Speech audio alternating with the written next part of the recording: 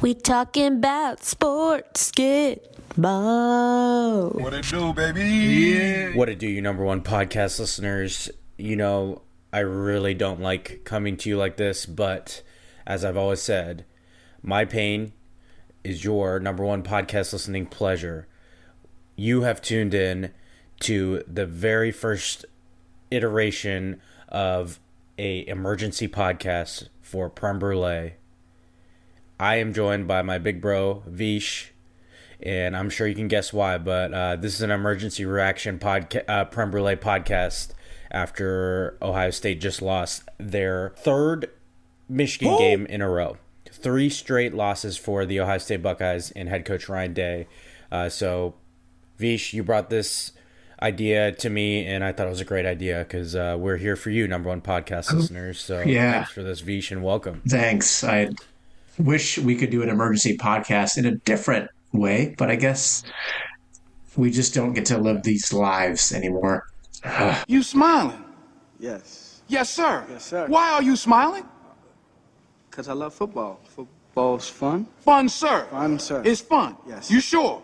I think Now so. you thinking. First you smile, then you think. You think football is still fun? Yes. Sir. Yes. No. No? Sir. Well, it was fun. Not anymore, though, is it? Is it? No, not right now. No, it's not fun anymore. No. Not even a little bit. No. Make up your mind. No. Think. Since you're thinking, now go on, think. No, Is no. it fun? No, sir. No. No, sir. Absolutely not? Zero fun, sir. Yeah. So, you number one podcast listeners, you have tuned in to the first ever emergency reaction edition of the Prem Brulee podcast. I'm your host, Premal and I'm joined by my big bro, Vish.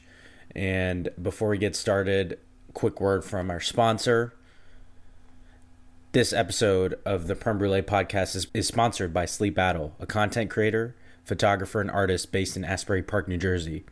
From cinematic stills, unique and classic wedding and elopement photos, even product or commercial photography like you see for the Prem Brulee brand. Sleep Battle is a full-service studio, and stay tuned for their film Please Laugh coming soon.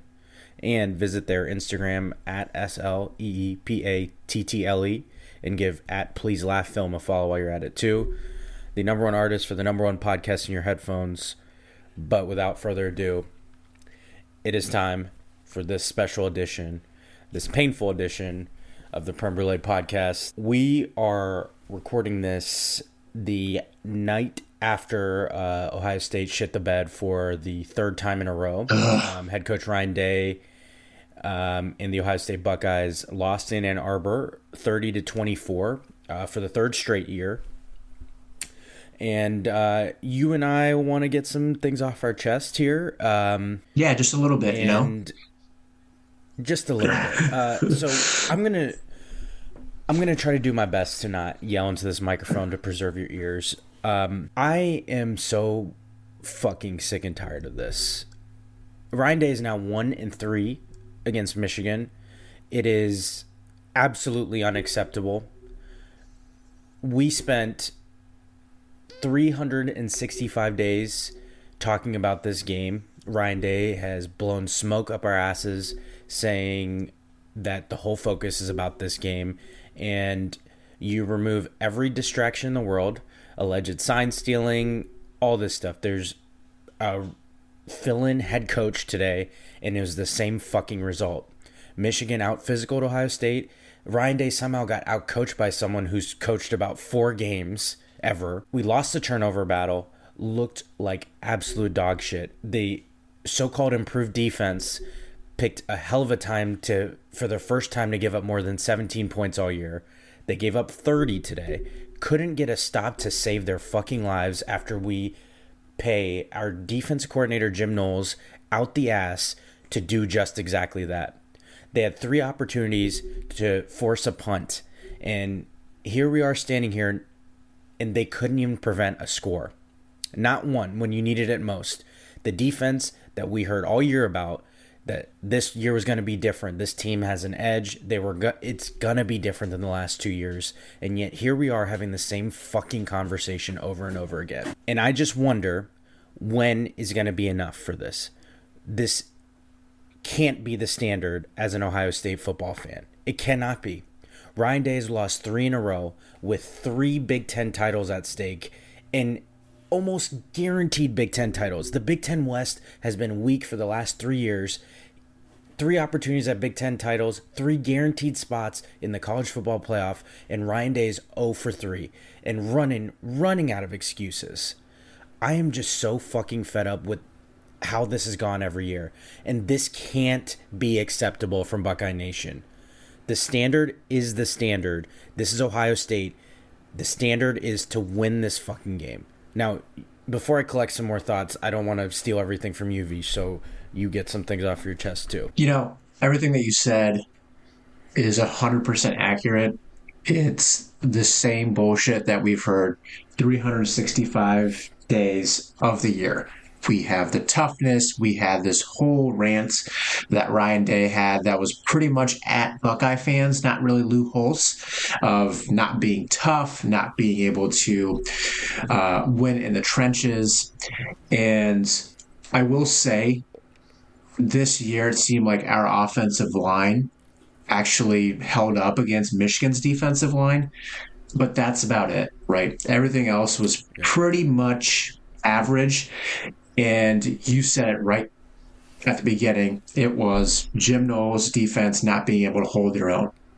I think beyond that, the reason why we did this emergency podcast is when we tweet and we're tweeting the same shit, when we are texting, we're texting the same shit. We're like, we just got to get this off of our chest. So I was like, let's just bring Prem Brulee.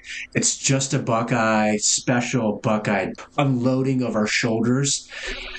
Ryan Day, again, you said 1 win against Michigan, 1 Big Ten title. Even if you don't beat Michigan, which is saying a lot, when you know that this is everything and anything, and this is what you're building towards. So every time that we had that November, hey, we're doing what we need to do in November to beat Michigan, you're settling for punts with an awful punter. I don't know if it's just me, but I feel like our special teams is awful all year. Atrocious. Our punter is, you're like, okay, we're at the 40-yard line, we're going to punt it, and it's like a 30-yard punt. And I have no idea, and then there's penalties on top of that. You already know about settling for a 50-plus yard field goal at the end of the half, right? Just horrendous clock management. I will even say the clock management in the fourth quarter. You had, a second down, let the clock lead, and then Michigan ran another play. You called an immediate timeout. Michigan probably could have put the game away right then and there if they just had J.J. McCarthy to pass, do whatever, rollouts. They could have actually put Ohio State away so they didn't even have to come down to the last McCord interception, right? It is something where the past 2 years, the fourth quarter, you cannot do this time and time again. You just ran out of the building. Michigan got the ball back with 8 minutes and some change back. Yep. Ohio State didn't get the ball back until a minute left. 1 minute left, yep. And they went 35 yards in that 5-some minutes. Or 7 minutes. It's just ridiculous. And I don't get it.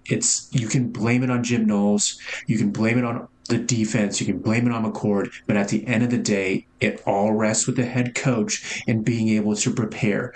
You can't even say you're going to be aggressive. You're putting it all on the line.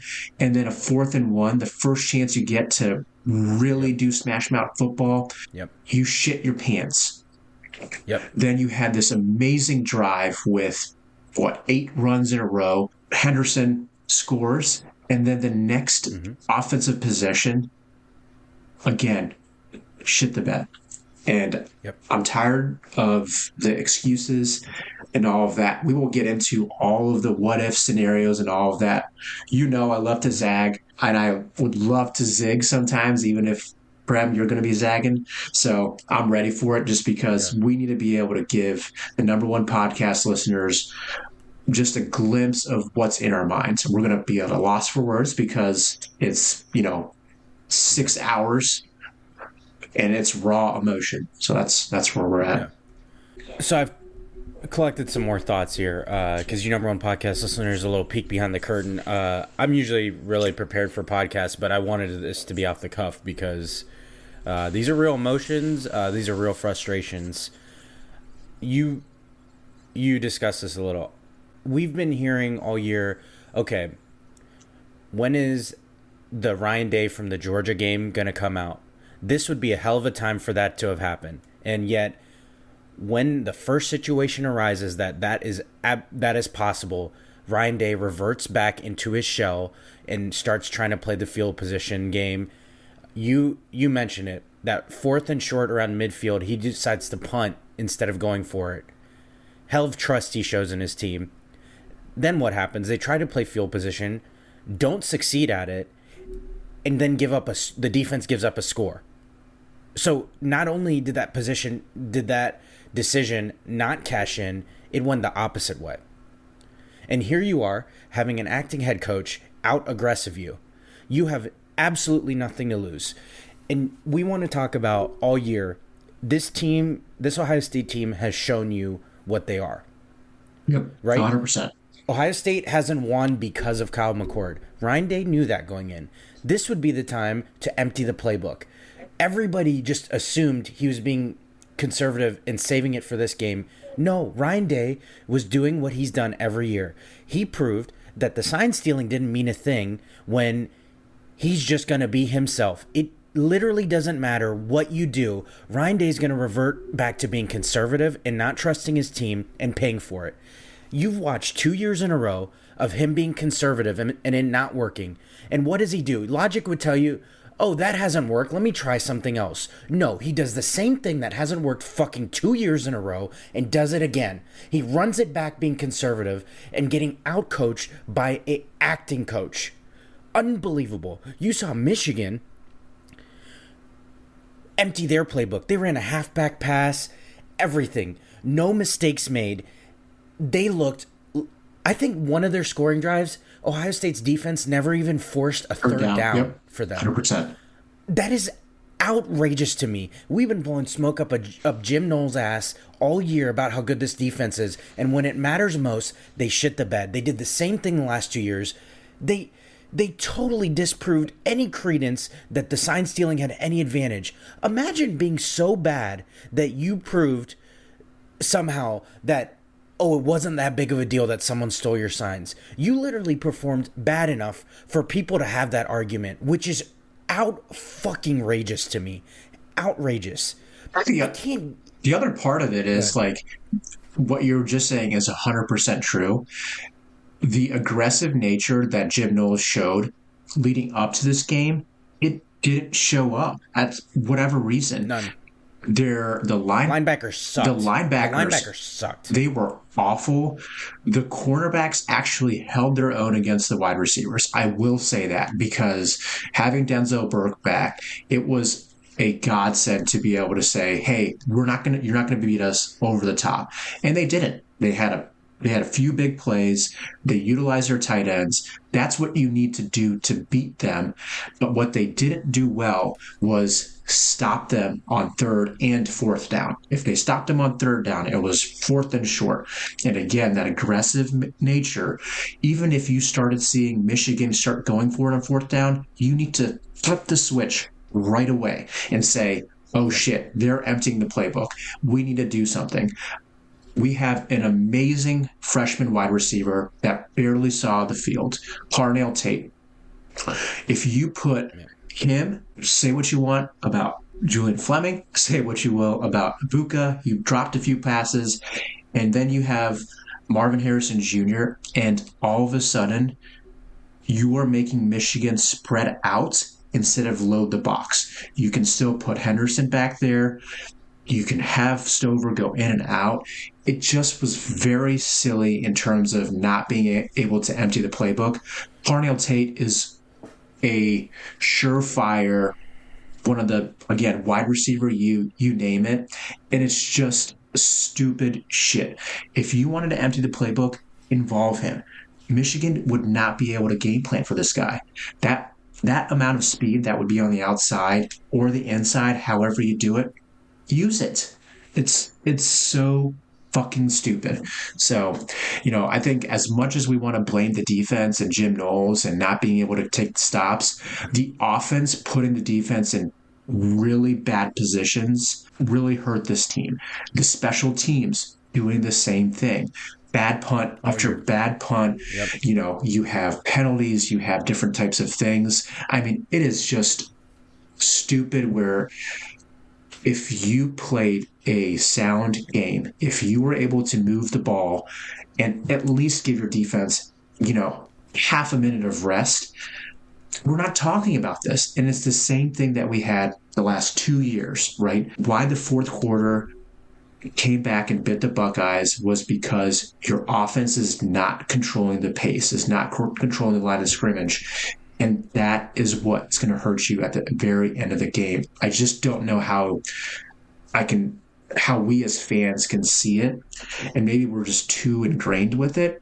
I don't know. I want to highlight a few things because you're right. I think you and I both agree this game is on Ryan Day. We can talk about Kyle McCord all day. That first interception was truly awful. But one thing I will tell you about Kyle McCord is all year he's proven to you who he is. We're not going to win because of him. You did not put him in places to succeed. Not letting him off for the first interception. But here's my thing. Most of his interceptions this year have been forcing it to Marvin Harrison Jr. and deciding pre-snap. You did nothing to give him easy throws. How many throws did we watch? J.J. McCarthy's been a starter for seems like 4 years now, and he gets easy throws with the replacement coach. There's nothing simple that gives McCord a chance to get in a rhythm. Nothing. So he's running a quick slant in traffic. There's no double moves, nothing. They didn't incorporate any wrinkles. You didn't see any parts of what worked against Georgia from Ryan Day all year. He didn't save it for the Notre Dame game. He didn't save it for Penn State. And he sure as hell didn't save it for the Michigan game. So I don't get what we're doing here. It hasn't worked against Michigan for 2 years. And he does it and runs it back again. If you knew Kyle McCord is like this is the perfect game to be aggressive. The perfect fucking game to do something unexpected. He did none of that. He showed no trust in his team. And he failed to succeed at any of his strategic moves. None of them. Playing field position didn't work. Trusting his defense today didn't work. Playing for a fucking 52-yard field goal to end the first half, only for it to, of course, miss. Your field goal kicker hasn't made anything over 50 all year.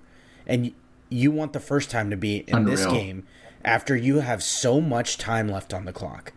It's dumbfounding to me. It's absolutely dumbfounding. And it can't be okay with fans. It cannot be. This can't be the standard.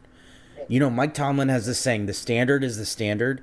And the standard is to beat Michigan. It doesn't have to be every year, but losing 3 in a row cannot be acceptable to people. It cannot. We can't just be happy with 11-1, and we can't just be happy with, careful what you wish for.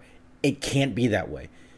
We're one of the top programs in America. It's not okay for Georgia, Alabama, all those big programs. It can't be okay for us. 100%. There's no excuse making for Ryan Day. I don't understand that notion. It's on him. He's the leader of the program. We can blame Jim Knowles. We can blame Kyle McCord, all this stuff. He talks a big game. He says all the right things. But the simple fact is the execution isn't happening for now 3 years in a row. He's gotten outcoached. Yep. Every year we talk about the rushing battle wins this game. They don't win the rushing battle 3rd year in a row. The turnover battle wins this game. They don't win the turnover battle. They did nothing to overcome any of their shortcomings that they knew going into this game. And you want to blow smoke up our ass all year that this game matters. You can show me better than you can tell me because I've heard it all 100%. at this point. I don't want to hear a thing about it. There needs to be something different. It's got to be different. I don't know what exactly it is. I know we're going to talk about it a little, but there are no excuses left for him. We can't be okay with this. You had Lou Holtz call you out earlier in the year about your toughness. And then after this game, a Michigan player is calling out your team's toughness.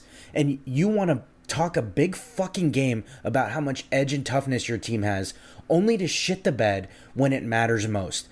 Like it or not, this game matters. Like it or not, everything builds to this. That's pressure.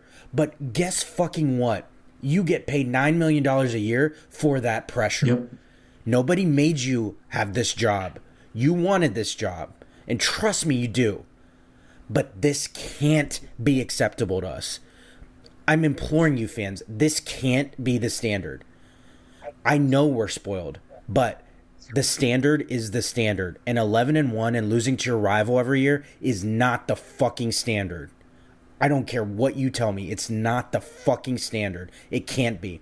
We had 3 Big Ten titles at our feet the last 3 years, and we're 0 for 3. If you're talking about checklists for an Ohio State coach, a Big Ten title, championships, and beating your rival, Ryan Day has checked none of those. So what the fuck are we talking about here? There's nothing to discuss. None of these boxes are being checked. You can't hang anything on that. And what, we're giving him the benefit of the doubt because he had a good loss? That's great. But that's not enough. Yep. It can't be enough. 100%. Sign stealing excuse gone, all that stuff. And you still shit the bed. You lost the same way you lost last year. Sure, you didn't give up the big run this time, and you had the ball at the end of the game to try to win it. But it's the same fucking result. They ran it down your throat and killed nearly what seemed like the whole second half. It didn't feel like we got a single stop. And there were 3 chances our defense had to make a stop, and they made none of them. They didn't. It seemed like they didn't force a single punt. Like, it's crazy that I can't like recall a certain one. Yeah. Unreal. It's pretty rough. And like you said, the standard is the standard. It's because we have a top recruiting class. We have a top talent. Michigan is a great team this year. They had all the things aligned, all of that. But there is no rebuilding for the Buckeyes. It is a reloading. Like, we just, I spent some time on Carnell Tate, who barely, I don't even know if he saw a snap today. I don't remember him on the field. And so you're talking about what this is. We've talked about wide receiver U. We've talked about on the field, you are more talented than that Michigan team. Pound for pound, say what you will, but that toughness ends up mattering. That small thing ends up mattering. And toughness is a result of coaching. It is nothing else. Your players can be as tough as they come. I mean, Marvin Harrison Jr. pretty much did all he could. He had this incredible one-handed catch at the end of the drive, at the end of the first half, and just for it to be all for none, right? And it is... Wait, think about this really quick. C.J. Stroud, Marvin Harrison Jr., Emeka Egbuka, Jackson Smith and Jigba, let's see, tons of draft picks are now going to leave Ohio State without a single pair of gold pants for winning a rivalry game. You can talk to me about those recruits and how well they're playing on Sundays, but that can't happen. Not at Ohio State. Not winning a single pair. We're not being outrageous here. Like, Urban Meyer went 7-0. Maybe that's not the standard, but 1-3 sure isn't it. Yep. Maybe Jim Tressel's 11-1 or whatever it was is not the standard, but 1-3 definitely not fucking it. Yep. Ask people in the 90s how they felt about the John Cooper years. It didn't feel good. So, what the fuck we doing here? Can't do it. All right. You added a couple yeah, fam or nods, and I think that'll help us keep the discussion going here, our back and forth here. Yep. I'll let you introduce these. You compiled these, so you should have the honors here.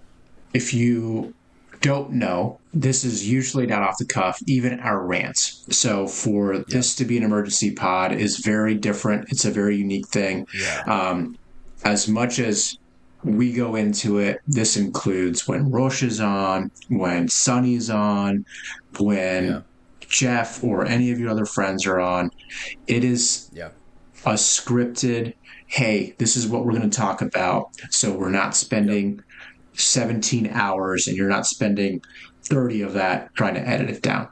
So again, it was something that we needed to do and get off our chest. So in the spirit of yeah, fam, or nah, I will read you a headline and I want you to react to it.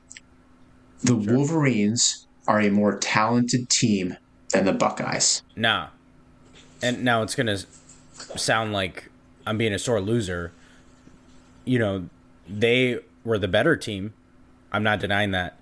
Talented, no. I would actually venture to say maybe the first one they won, so what would it be, 3 years ago now? Yep. Where they dominated, they were the more talented team then. But last year and this year, they were not more talented. I can't say that. I mean, more talented at quarterback. I think J.J. McCarthy is clearly better than McCord. Yep. But outside of that, I don't think I'm giving the edge to anybody. Maybe their defensive tackles, but outside of that, no. Nah. Yeah, there might be some position players at Michigan that in the past where, the Aiden Hutchinsons, they changed the game. They were game wreckers. But for the most part, except for quarterback maybe, I think Ohio State wins it hands down. So, all right, we're going to keep it moving. It's almost this rapid fire that we've had. Okay. This will be Jim Harbaugh's last year at Michigan. And I'm saying this year as in after the Big Ten championship, playoff, and right after that, right? It's assumed they'll be in the playoff. Right. They're playing Iowa in the Big Ten championship, I'm going to say fam. And I think they found their next coach in Sharon Moore based on these last couple games. NFL is going to come calling. Yep. Nothing really to add. I think it's something where he's tempted to get to the NFL past few years. He has been, and he's itching at it. I think this kind of proves that, as horrid as his tenure against Ohio State had started, that when his team was able to duck 2020 and that COVID year when there was that outbreak and they could have fielded a team and Michigan was pretty down, that would have probably been the last straw for Harbaugh because he couldn't beat his rival. And that's what we're talking about with Ryan Day. But I think this is something where he's done what he needs to accomplish. He's left the team, the program. He's brought it back from the Brady Hoke, the Rich Rodriguez years, and back to what Michigan football needs to be, that smash mouth. Hey, we're going to grind you. We're going to hit you.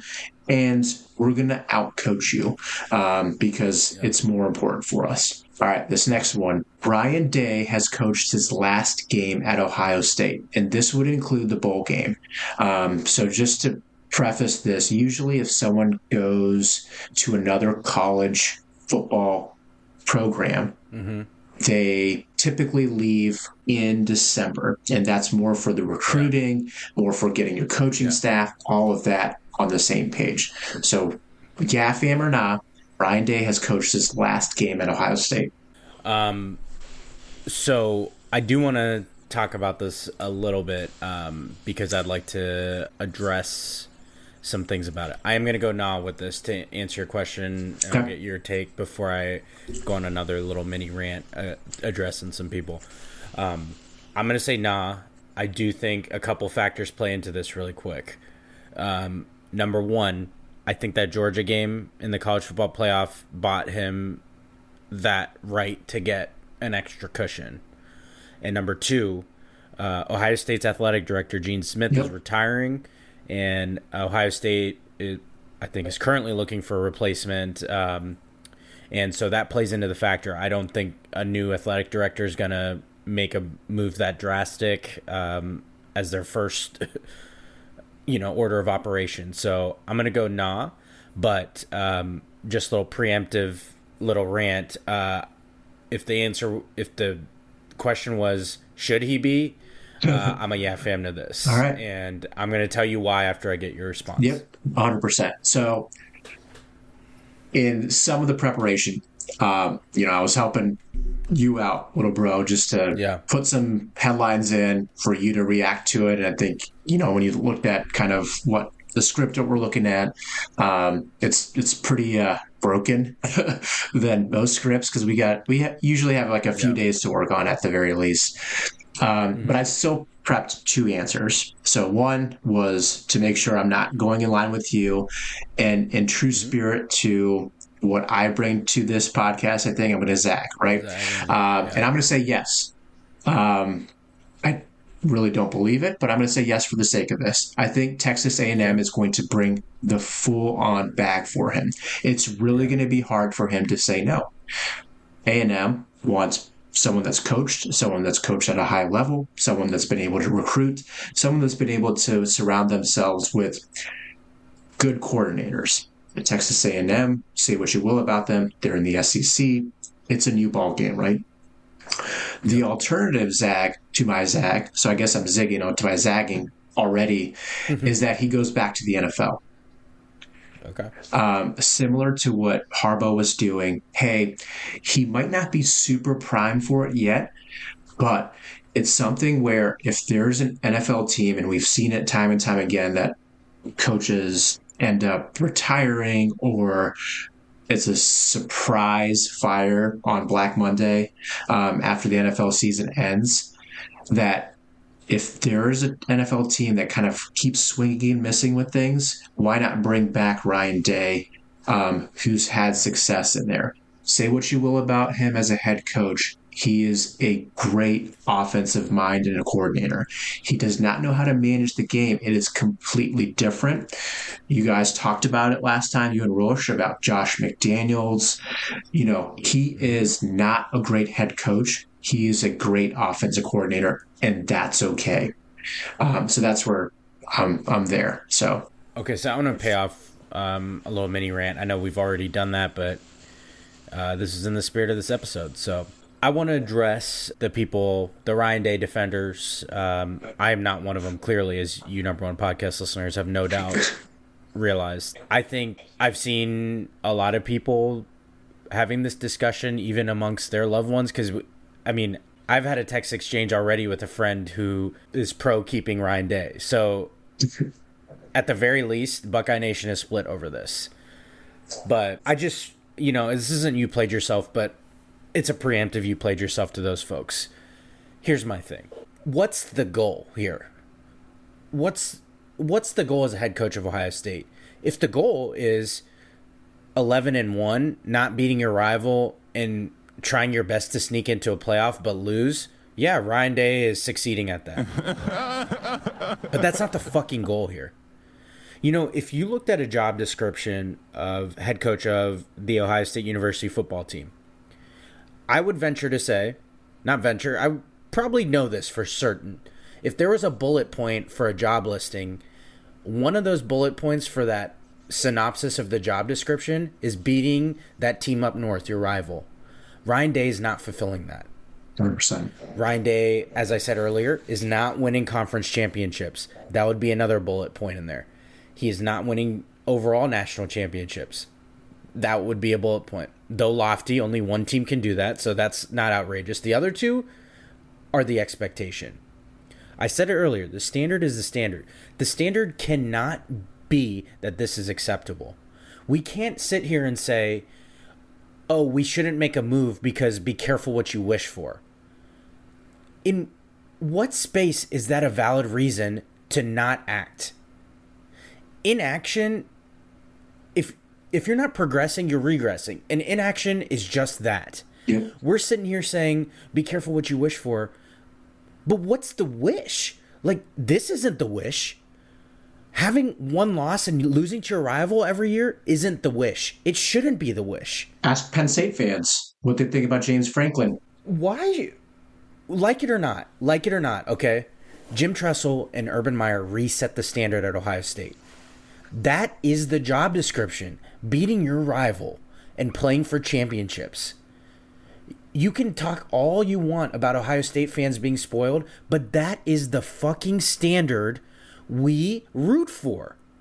And accepting less than that is not something that we should have to deal with. It's not something we should be okay with. 11-1 and losing to the team up north is not the standard. It can't be. It shouldn't be. And Buckeye Nation, it's okay to want more. We don't have to be just okay with this because some folks are operating on be careful what you wish for. That's not a reason not to do anything. Now, again, I already said I don't think he's going to get fired, but this notion that it shouldn't even be discussed is asinine to me, because you've gotten called out every single year for not being tough, and your team's proven that, and you've tried different iterations, and you've produced the same fucking result. The definition of insanity is doing the same fucking thing and expecting a different result, and Ryan Day has done that 3 years in a row. Okay, maybe the first year he did do something. He went and got a defensive coordinator. But for 2 years in a row, he did the same fucking thing, and it didn't work. He played conservative, didn't trust his guys, and got out-physicaled and ran down our throats. And he let it happen 2 fucking years in a row with Big Ten titles at stake. Last year, he lucked his way into the college football playoff. Not going to be so lucky. So you folks defending Ryan Day, you're okay with some New Year's Six bowl game where no one's going to play and Kyle McCord's going to audition for his job next year? That's what we want out of this? That's what you want out of this? That's okay with you? Because, we're not sure who else we can get. Just because of that, this should be acceptable. And I'm supposed to accept this? I refuse to think that. It's not okay for Alabama. It's not okay for Georgia. It's not okay for the best programs. If we're the best program, it shouldn't be okay here. It should not be. You're making Lou Holtz seem right today? Give me a fucking break, man. You're letting them talk shit to you. They planted a flag on your field last year.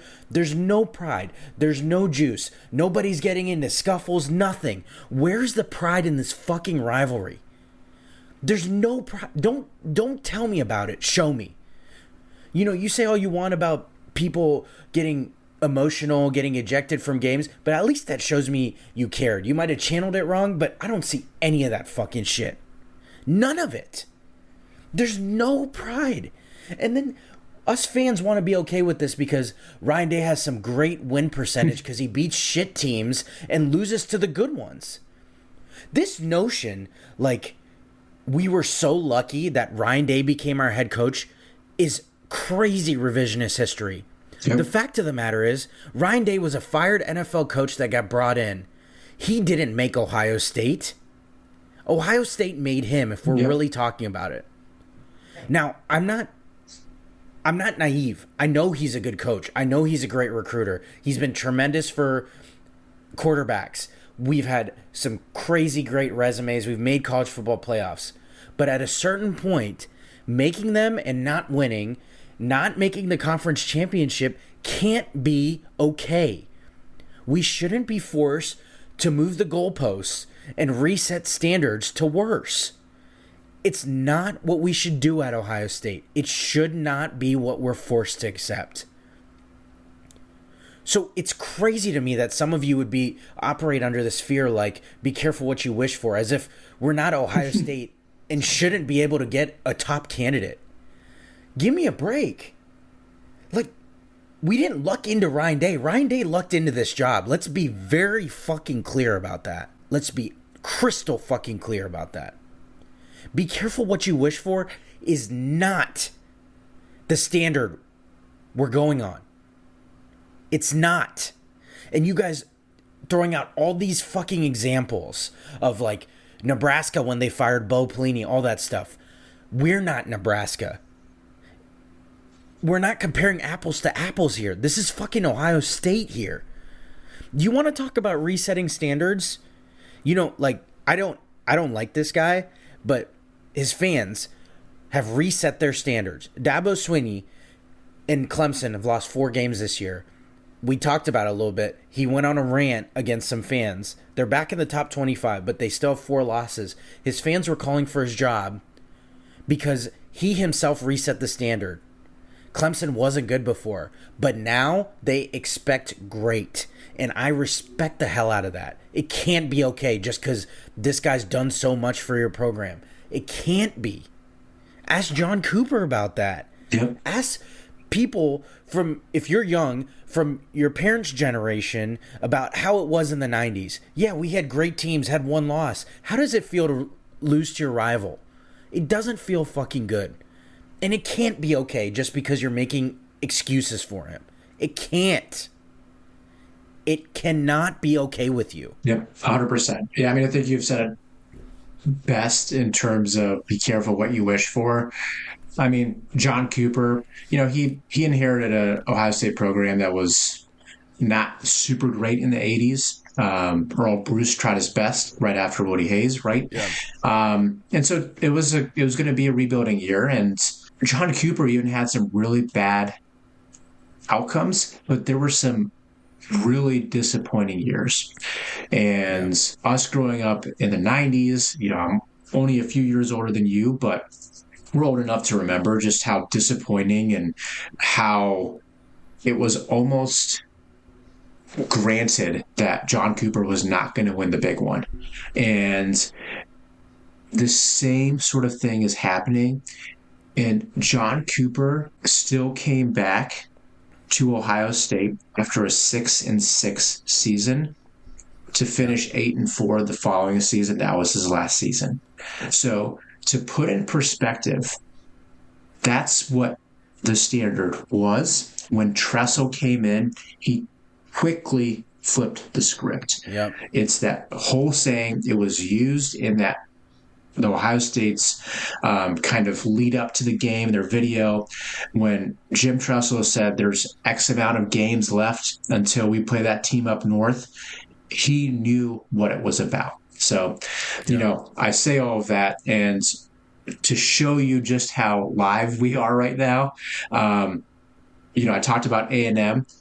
Mark Stoops, it just came through. It looks like he's going to be the next head coach for the Aggies. Wow. So Mark Stoops, the current Kentucky head coach, and it looks like some of the things are swirling right now. It's me they trying just to won a big rivalry game against Louisville, who's going to be in the ACC championship. Yep, and Kentucky was, it's a basketball school and a football program trying to do this best in the SEC, but Mark Stoops knows that the grass is very green on the other side down in Texas when you're a head coach for the Aggies. So. Yeah, that's what it's for. So, I think you kind of covered a lot of things that we were going to hit on, but I just wanted to kind of go through. So I think we both pretty much would agree that Ryan Day is coming back.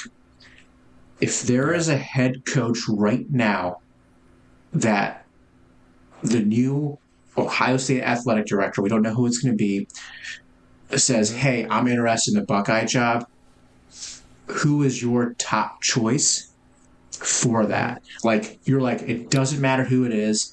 And the other thing that I'll add to this, a little wrinkle, is that if it was Urban Meyer who was getting ready to retire or say, hey, I got a few more years left, but after that I'm done, this coach would come in and you're like, we have to get him no matter what. Who is that?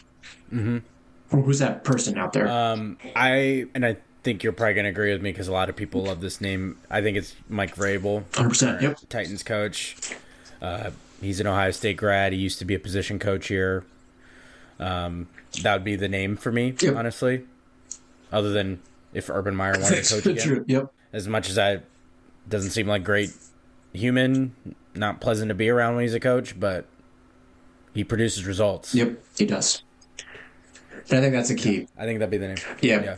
I think if we're saying that, if I said as my zag, that Day is gone, if we can't get Vrabel, we can't get Urban, I'm going after Luke Fickell. I know he just took the Wisconsin job.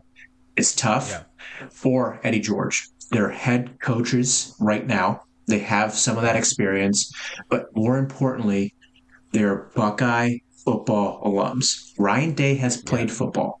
Let's say that. It's hard to say otherwise, but it's different playing at a non-big school than it is playing for a big school. Just look at Jim Harbaugh, right? And so there is something to be said about those individuals. Mike Vrabel is going to be at the top of that list. I mean, you would almost have to throw the bag at him if you are smart in any ways.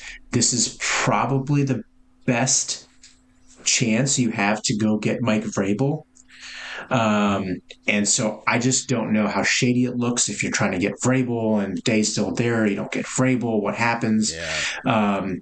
I think that's the only time I would say be careful what you wish for, because what we're wishing for is Mike Vrabel to be the head coach of the Ohio State Buckeyes, because he can uphold that recruiting. He can bring that toughness, and he understands what it takes to win at not just the collegiate level, but the NFL level as well. I mean, look at the Titans teams that he's taken to that side. So Yeah, and I would venture to say that he's probably not ready yet, but Brian Hartline's the other name that would logically come up. He's the offensive coordinator right now. yeah, Probably not ready to be a coach, but he would make the recruiting seamless and obviously fits the mold of being a former player and understanding, what it means to be a Buckeye. But yeah, obviously, I think it's just tough for me to throw myself at Heartline without any of that experience, Yeah. right? And I think that's the key. And same thing would have been said for Mike Vrabel. Until he became a head coach of the Titans, he was a great defensive coordinator and so on and so forth. And he worked his way up, right? And I think that's important. Even if you have to leave and then come back, I think it says something about the experience you're able to get and to see other things outside of what you've seen for that long tenure, right? That's what made Jim Tressel successful. That's what made Urban Meyer successful, is they did it elsewhere, but they also understood what it took to win at that stage. So, all right, you number one podcast listeners, we didn't want to leave you without this section, so it is time to hit You Played Yourself. I'm petty as hell. And I'm super petty. Here we Petty Le Pew. go. All right, Vish, I'll let you cover the first one for You Played Yourself. What you got?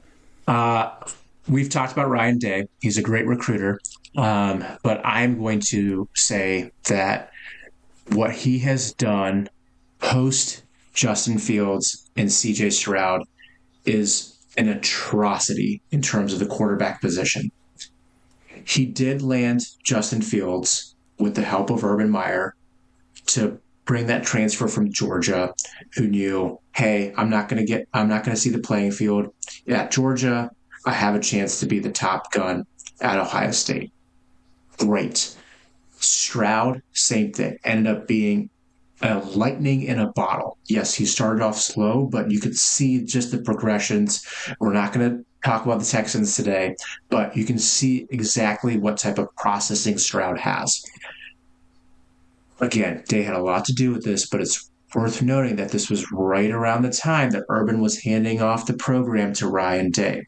So you can say, yes, he was involved with it, but not necessarily recruiting at that high level. The next point I want to make is Quinn Ewers, who's with Texas playing in Austin, right? Well-known Texas high star recruit. You have to go after him as any big program. And the part of it that's super frustrating is that you knew who was behind Stroud. All you had to do is placate and say, this job is yours next year if you can beat out McCord and, I guess, Devin Brown. And it is something where letting him go, even if it was no intention for him to stay, don't recruit him in the first place. You took up a spot that now you lost to the transfer portal. So now you're trying to bring someone back in.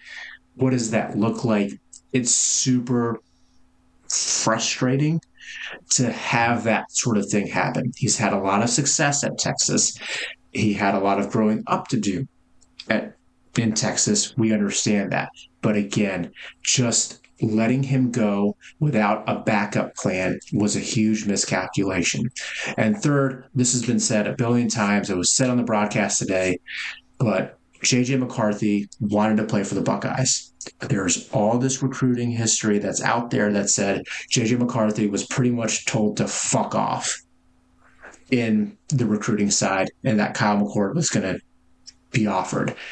And they're probably pretty close in talent-wise.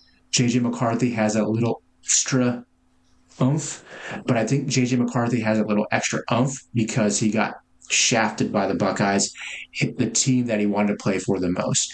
And I think that those three things kind of lay out why I think Ryan Day, after CJ Stroud was leaving, it was quite obvious he was not going to come back. You had this whole chance to do it. Now it will be interesting to see. We think Ryan Day is coming back. We pretty much can guarantee it unless something crazy really happens.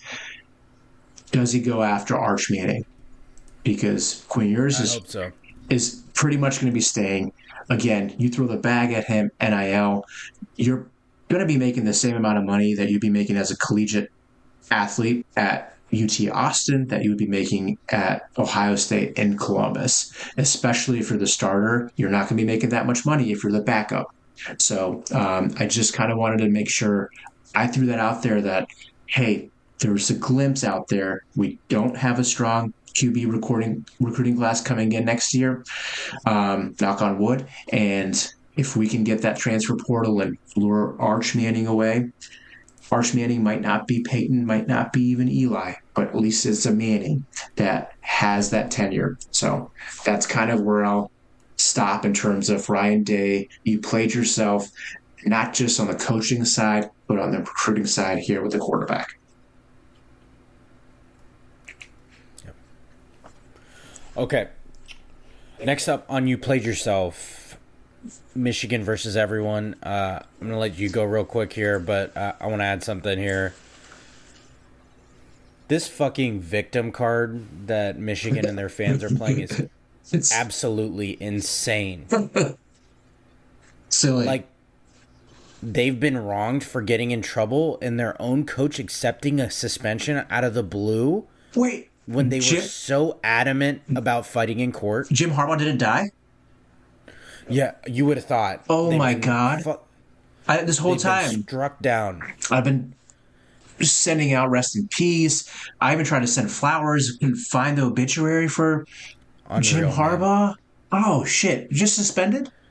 Fuck. Man, weird. Magically, by the way, they decided to end the fight in the court system. They got dismissed with prejudice, I believe, so they can't even refile. And this was after they let their university president and athletic director release some wild public statements questioning the legitimacy of the investigation, like questioning that they didn't get due process. Wild. And then all of a sudden, hours before they were supposed to be heard in court, they accepted the punishment and the investigation was closed with a Big Ten. So, I mean, absolutely insane. This victim card they're playing, like everybody's against them. Like, yeah, God forbid everybody's against you breaking the rules. My God, who wronged you so bad that you did that? And by the way, then you accepted your punishment, which is just short of basically saying, yeah, I'm guilty. So, anyway, what do you got for it's now? I think adding on to that is this is something that was not, oh, hey, say what you will about the beginning of the year, Harbaugh paying for whatever he did for recruits. Yes, it was against policy or whatever. Yeah, it's whatever. I mean, but even then it was like, free Harbaugh. I'm like, what's going on? Free him from fucking what? You accepted the punishment. And in the beginning of the year, it was a self-imposed suspension by the university. It was nothing else. Like the NCAA is like, hey, we're going to suspend you, but just kidding, we're not, because we can't prove that much. Free him from what? Your own self-imprisonment. The part that I want to bring up is we talked a little bit about Urban. We've talked about other Buckeyes that have been that are in the media space. AJ Hawk is becoming a personality on the Pat McAfee show, you name it. But they tell it as it is. They're Buckeye fans, and I am certainly extremely biased. I fucking hate Michigan. I fucking hate maize and blue. I do not wear blue and yellow as any combination. You can Ask my coworkers. You can ask Jackie. It's very rare for me to wear it. If it is a blue and yellow, it is like a very low blue or almost a bluish towards green with the yellow. So I will say that the nonsense also has to go with these TV personalities. They can't see the unbiasedness, and it's so silly. Kirk Herbstreit, Urban Meyer, they're Buckeye alums. They are extremely biased. They have a degree from the Ohio State University. So does Desmond Howard, I think, Charles Woodson, Rich Eisen, and even fucking Adam Schefter. They are just so oblivious to doing anything that goes against their alma mater. I get it. You need to root. We saw today, I don't know if you're looking at the Fox broadcast. I was kind of in and out of being able to do anything like pregame. I was watching Cal. Jackie was hanging out with friends this morning, so it was less like whatever. But as I was catching the tail end of it, during the middle of the broadcast, as Urban Meyer's getting ready to say who he's going to pick, he's going to pick Ohio State. Again, Homer, it's fine, against the rivalry game. Charles Woodson gets up from the desk and is waving the Michigan flag. What the fuck? If you are going to be in the ceremony, excuse yourself like before the segment even starts. It's super silly. So this Michigan against everyone is so fucking silly because you have individuals in the media that just don't see otherwise. They only see their fucking gross ass colors of maize and blue. And the part that's weird about those two colors is that Calvin's school colors are going to be this blue and yellow. Yeah. And here Variants are going to be close to it. Here in this Akron area, we have the Akron Zips and the Kent State Golden Flashes who have that color. So it's going to be like fucking around me. I'm going to try to avoid it still as much as possible. But I just wanted to say it is so fucking silly, like you said. I can go on a larger rant about this, and at some point I will, because this sign stealing thing is just stupid beyond imagine, especially because of this victim card. So okay, I got one. You played yourself to you fucking folks, you fucking fans that wanted Michigan to be good. How does this feel 3 years in a row for you? You must feel great at this point, right? It was no fun dominating a rivalry, right? So, you know, Urban Meyer was 7-0. That wasn't fun for you guys because, yeah, I mean, it's not a fun rivalry when you beat him up, right? Well, fucking newsflash for you. I was having a lot more fucking fun when Urban Meyer was 7-0 than I have the last 3 years. I truly do not get the notion of wanting your rival to be good all year or good at all. They're your fucking rival. I want Michigan to lose every fucking game. I find myself in this anger and this reaction episode really channeling it because, you know, you get petty and you want to lash out at people, and it's like, all you people that root for your rival to be good, man, you guys must be having this little mini victory lap. I'm glad that your silver linings are going so well right now because, hey, at least the rivalry is good again, right? It wasn't fun enough to win. Now we got to deal with this. Yeah, this isn't fucking fun for me. I don't get how it is for you, but I don't love this. You played yourself. There are teams out there that you just don't find yourself ever rooting for, right? And that goes with your rivals. I think there are certain sports where this matters a lot more. It's going to be a lot harder for people that don't have that sort of rivalry to really understand. But in college athletics, whether it's football or basketball, you have that true hatred. It's, I hate this color blue. I don't like that color blue. Or I love this color blue. I don't like that. We're talking about Duke blue, Tar Heel blue, you name it. And I think that's something that certainly is. I just don't get it either. I am 100% with you. All right, you have anything else for us? All right. I've had this idea. I floated it to you. It's just a new segment. We're going to do really quick. And I don't know what it's going to be called, but this is the sports equivalent of Would You Rather, right? We're going to keep it Okay. as PG-13 as we can.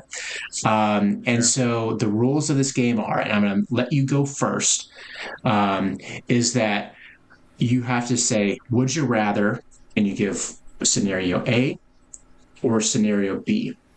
And the co-host has to choose one of them and say why. And that's it. And that's the segment. Okay. So it could be something super silly. We can get into the silliness later, but I just wanted to make sure we kept this true form on the game. So you go first. You spit me the would you rather. I say it, and then I'll spit one back to you that's completely different. Okay. So keeping with the theme here, I'm going to ask you, would you rather beat Michigan but not be guaranteed college football playoff spot, or you lose to Michigan but you're guaranteed a spot in the college football playoff? Oh, this is a tough one. What a great one. I will say beat Michigan and not be guaranteed a spot in the college football playoff. And I think that would be very rare, especially as the playoff field's going to expand. But I think beating Michigan, because this almost says that even if Ohio State's in a down year, let's take the Luke Fickell 6-for-6 year, beating Michigan that year would have been a game changer for like Michigan and like just being shit on, right? And we almost pulled it off. But I think beating Michigan no matter what, because even if those be careful what you wish for people get their way, I don't know how that works if you're a Buckeye fan and you say be careful what you wish for. But that's what I say is that at the end of the year, whether it's a playoff spot or not, beating your rival is the most important thing, especially at Ohio State. Beating that school up north is the most important thing as a guy. All right. Ready? Yeah, I'm ready. Okay. Would you rather, as your head coach, have John Cooper or Ryan Day? Oh, that's brutal. Okay, in the interest of not being prisoner of the moment, and being over the top, I told you I'm not naive, so I would take Ryan Day over John Cooper because he's given us a taste of his abilities, but either way, both these candidates are maddening. So, like, at least I'll go with the one that's, like, put together a staff that recruits well, and we have representation on Sundays, and we're in that conversation. So I think I go with Ryan Day. Now, granted, I only started understanding football in the late part of the 90s, so John Cooper is pretty much on his way out. Most of my first memories are in the Tressel era, but I do have knowledge of what it was like then, and how maddening it was for them. So I'll go with Ryan Day, but reluctantly. That's the whole point of the game. But Yep. All right. Here's another one. The coaching. Ready? Yeah. Bonus one. Would you rather have Jim Tressel or Urban Meyer? Oh, that's tough. I love both, but I'm going to Urban Meyer because of how aggressive he was in play calling and all that. Jim Tressel got results, but it was very conservative. So I definitely prefer the Urban Meyer era. Both got us championships, so I'll go Urban. So I guess the one thing I wanted to ask you is, so John Cooper and Jim Tressel both had Heisman winners on their team. Yeah, true. That's it. That's why the would you rathers are so tough. We'll get more fun with them. There's some good ones that I threw at you. I love this idea. I love the sports one because it mimics how people talk sports. Okay. So, you number one podcast listeners, this was an emergency edition. So, our typical who you got, what you feeling, we're going to save those for a traditional episode. Yep. This truly was a reaction episode. Same with Too Much Sense. We'll bring that back next episode. This was meant to be part cathartic for my big bro and I, and hopefully cathartic for you, Buckeye fans, or any of you other fans dealing with a rivalry loss, a tough rivalry loss. Looking at you, Auburn fans. Oh my God, how brutal. Perhaps Louisville fans.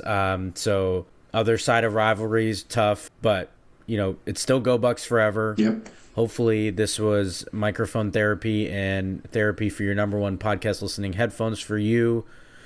As always, you number one podcast listeners, we appreciate you. Big bro, thanks for joining me. Thanks for the idea and putting this together mostly. And go Hawkeyes, Yeah, for sure. Don't ever want Michigan to win. So, we can sound that alert for that one for sure. You know the drill, you number one podcast listeners. Like, subscribe. Let us know if you like this reactionary episode. We'll try to do more of these. It's a great idea, I thought. So, kudos to my co-host here for initiating that. Appreciate you all. 100%. My pain is hopefully your listening pleasure. This has been a special edition of the number one podcast in your headphones, Prem Brulee. I've been your host, Premal Bot. It's been my co-host, Vish Bot. Appreciate you. Love you, bro. And we'll talk to you next time. Love you, man. You think football is still fun? Zero fun, sir.